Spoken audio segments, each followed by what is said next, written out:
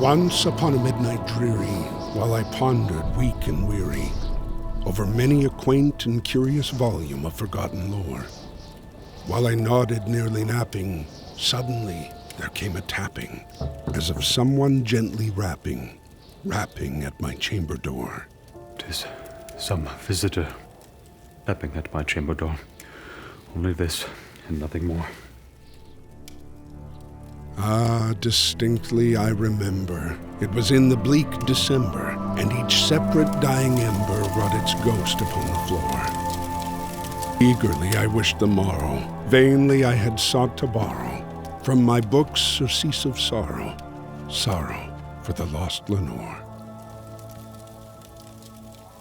For the rare and radiant maiden, whom the angels named Lenore, nameless here, forevermore.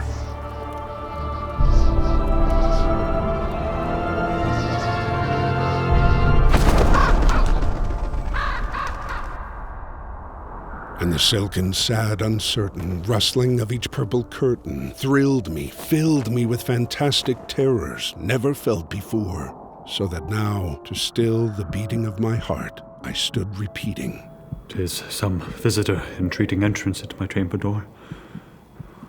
Some late visitor entreating entrance at my chamber door. This it is, and nothing more.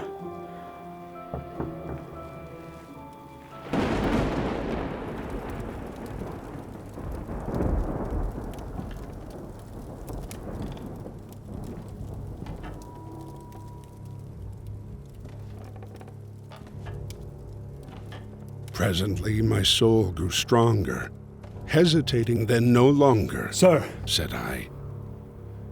Or, madam, truly, your forgiveness I implore. But the fact is I was napping, and so gently you came rapping, and so faintly you came tapping at my chamber door. I scarce was sure I heard you. Here, I opened wide the door. Darkness there, and nothing more.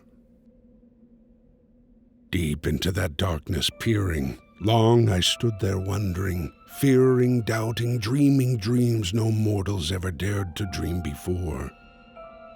But the silence was unbroken, and the stillness gave no token, and the only word there spoken was the whispered word, Lenore. This I whispered, and an echo murmured back the word, Lenore. Merely this, and nothing more.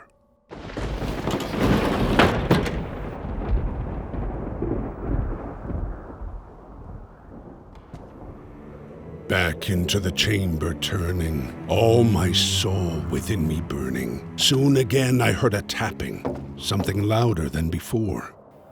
Surely, said I. Surely that is something at my window lattice. Let me see, then, what thereat is, and this mystery explore. Let my heart be still a moment, and this mystery explore.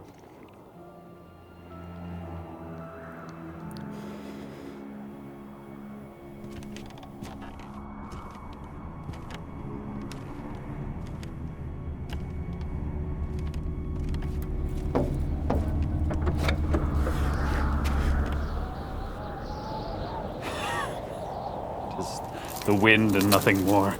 Open here I flung the shutter. When, with many a flirt and flutter, in there stepped a stately raven of the saintly days of yore. Not the least obeisance made he, not a minute stopped or stayed he, but with mien of lord or lady perched above my chamber door, perched upon a bust of Pallas, just above my chamber door. Perched and sat, and nothing more. Then the ebony bird beguiling my sad fancy into smiling, by the grave and stern decorum of the countenance it wore. Though thy crest be shorn and shaven, thou, I said, art sure no craven, ghastly, grim, and ancient raven, wandering from the nightly shore. Tell me what thy lordly name is on the night's plutonium shore. Quoth the raven, nevermore.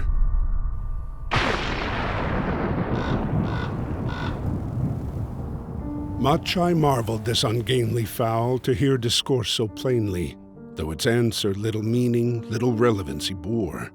For we cannot help agreeing that no living human being ever yet was blessed with seeing bird above his chamber door, bird or beast upon the sculpted bust above his chamber door, with such a name as nevermore. But the raven, sitting lonely on that placid bust, spoke only that one word, as if its soul in that one word he did outpour. Nothing farther than he uttered, not a feather than he fluttered, till I scarcely more than muttered, Other friends have flown before. On the morrow he will leave me, as my hopes have flown before. Then the bird said, nevermore. Startled at the stillness broken by reply so aptly spoken, Doubtless, said I, what it utters is its only stock and store, got from some unhappy master whom unmerciful disaster followed fast, and followed faster till his songs one burden bore, till the dirges of his hope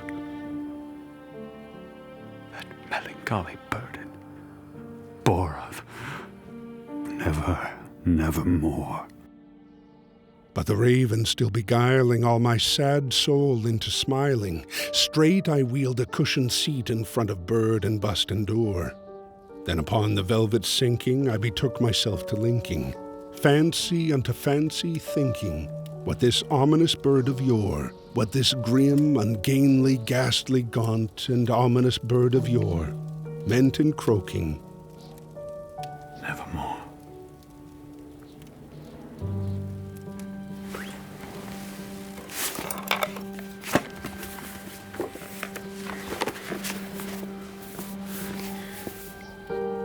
This I sat engaged in guessing, but no syllable expressing, to the fowl whose fiery eyes now burned into my bosom's core. This and more I sat divining, with my head at ease reclining on the cushion's velvet lining that the lamplight gloated o'er, but whose velvet violet lining with the lamplight gloating o'er she shall press. Ah, nevermore. Then methought the air grew denser, perfumed from an unseen censer, swung by seraphim, whose footfalls tinkled on the tufted floor. Wretch! I cried. Thy God hath lent thee. By these angels he hath sent thee respite. Respite, and nepenthe from thy memories of Lenore. Quaff. Quaff this kind nepenthe, and forget this lost Lenore. Quoth the raven, nevermore. Prophet, Said I, thing of evil. Prophet still. If bird or devil, were the tempter sent, or were the tempest tossed to thee ashore, desolate, yet all undaunted, on this desert land enchanted, on this home by horror haunted.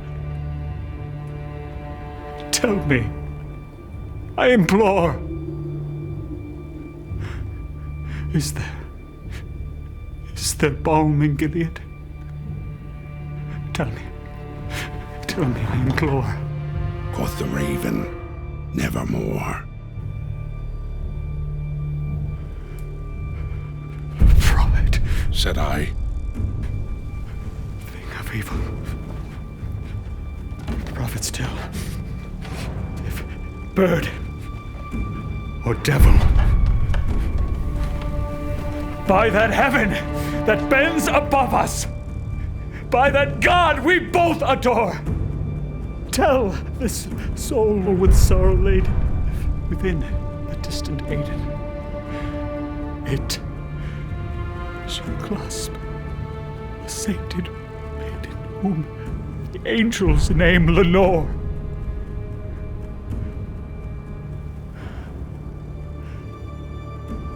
Clasp a rare and radiant maiden whom the angels name Lenore. Quoth the raven, nevermore.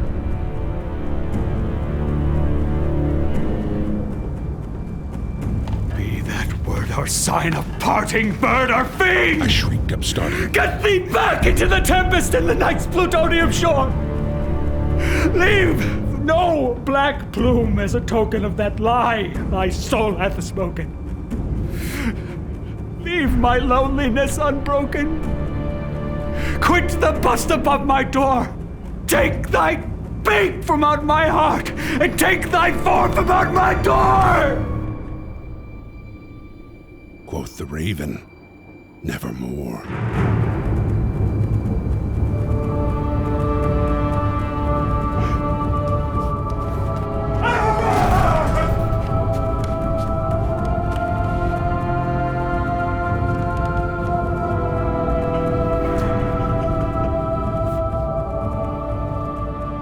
Raven, never flitting, still is sitting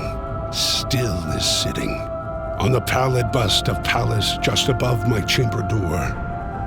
And his eyes have all the seeming of a demon's that is dreaming, and the lamplight o'er him streaming throws his shadow on the floor, and my soul from out that shadow that lies floating on the floor shall be lifted nevermore.